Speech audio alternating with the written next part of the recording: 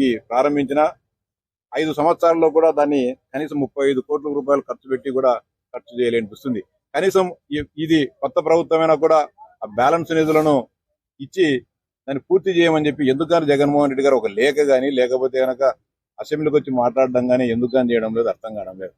అంతేకాకుండా 100 కోట్ల రూపాయలతో ఈ నియోజకవర్గంలో రోడ్లకు ప్రధానమంత్రి గ్రామీణ సడక్ యోజన పథకం కానీ, ఎక్స్టెండెడ్ ఎయిడెడ్ ప్రాజెక్టు కానీ, ఇతర ఆర్ఎన్బి నిధులు కానీ, పంచాయతీరాజ్ నిధులతో 100 కోట్లు విడుదల చేయడం జరిగింది. టెండర్లు కూడా పిలిచారు. కనీసం సగం రోడ్లు కూడా 5 సంవత్సరాల్లో మంజూరైన సగం రోడ్లు కూడా పూర్తి చేయక ఈరోజు అనేక గ్రామాలకు సరైన రహదారులు లేక ఇబ్బందులు పడడం జరుగుతోంది.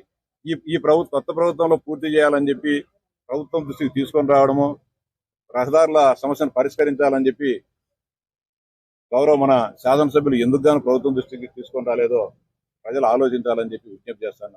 నియోజకవర్గ ప్రజలకు విజ్ఞప్తి చేసేది ఒకటే, మనమంతా కూడా కలిసికట్టుగా మా ప్రాంత సమస్యలు ఎందుకు ప్రభుత్వం దృష్టికి తీసుకోబో ఆ ప్రాంత సమస్యలు పరిష్కరించాలని రాజీనామా చేయాలని చెప్పి అందరం కూడా ఆయన్ను డిమాండ్ చేయాల్సిన అవసరము సమయం కూడా ఆసన్నమైందని చెప్పి కూడా అందరూ కూడా విజ్ఞప్తి చేస్తున్నా.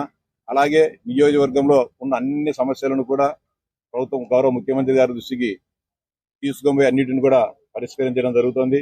ముఖ్యంగా చక్రాపేట మండలంలో ఉండే ఈ శాసనసభ్యుడు పట్టించుకోకుండా చక్రాపేట మండలంలో ఉన్న తాగునీటి సమస్యను పరిష్కరించడానికి ఇప్పటికే దాదాపు ఒక 7 గ్రామాల్లో బోర్లను వేసి మోటార్లను కూడా బిగించి చేయడం జరిగింది.